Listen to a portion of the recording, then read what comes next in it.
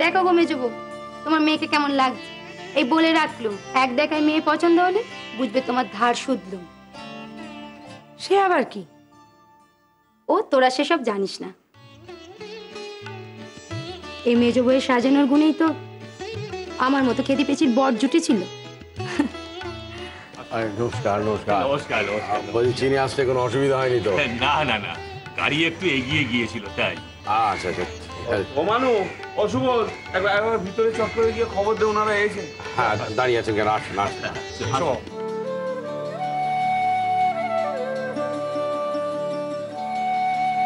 এই পারবে তো পারুকে সুখী রাখতে? যে সম্মান পারু তার বাপের ঘরে পায়নি, দেবে এই না চেনা ছেলেটি তাকে সেই সম্মান? বুঝবে, ভালোবাসবে। নিন নিন, একটু মিষ্টি মুখ করে নিন। হ্যাঁ হ্যাঁ নিন না, এবার একটু হেঁটে দেখাও তো মা।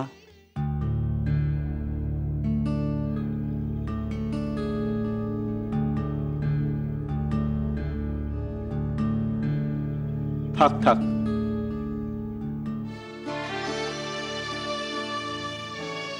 দরকার নেই,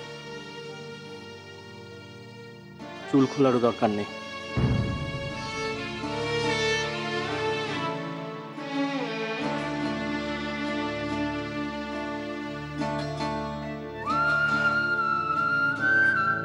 কি বুঝলে বলো তো? সে তো ওনারা কইলেন জানাবেন কিছুদিন পর। জানাবেন তো ঠিক আছে, তুমি দেখে কি বুঝলে?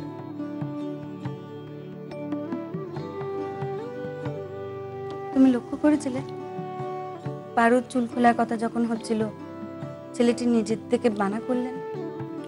হাতে কি ওরে বাপ কাকা জ্যাঠারা তো কিছু ছেড়ে কাটলো না, বলে দেখো এখন বিদ্বেষ করে।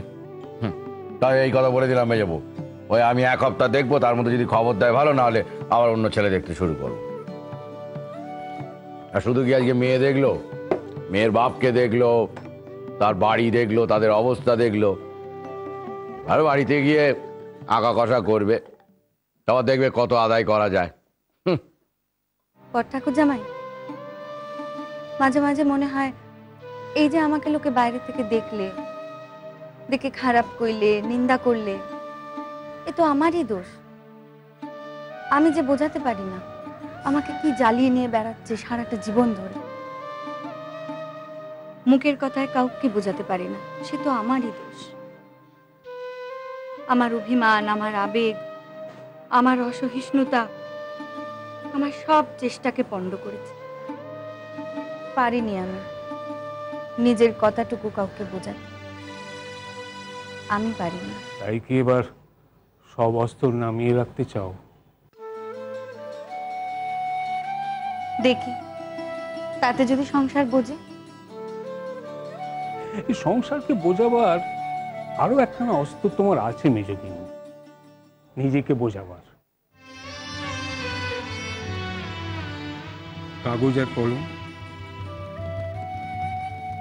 পিঞ্জরের পাখি সম মন দিয়ে প্রাণ ঊর্ধ্ব আকাশেতে যেন কি করে সন্ধান। আপনার মনে আছে সে ছেলে মানুষই? মনে আছে তোমার সেই কবিতা। এই কাগজ কলমখানা আবার ধরো, লেখো, এবারে নিজের কথা লেখো। নিজের কথা?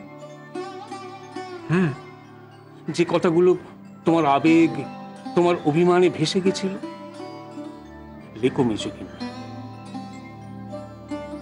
নিজের মনের মধ্যে যে আপনিটা লুকিয়ে আছে তার কথা বলো সবাইকে। সে কথা কি সবাইকে বলা? কেন নয়, এ বলা এ পুরা বাংলাদেশের অনেক মেয়ের হয়ে বলা হবে, যারা হয়তো তোমার মতো ক্ষমতা নিয়ে জন্মায়নি। কিন্তু তুমি তো জন্মেছো মেজদিন, এই ক্ষমতা হেলায় নষ্ট করো না গো। লেখো।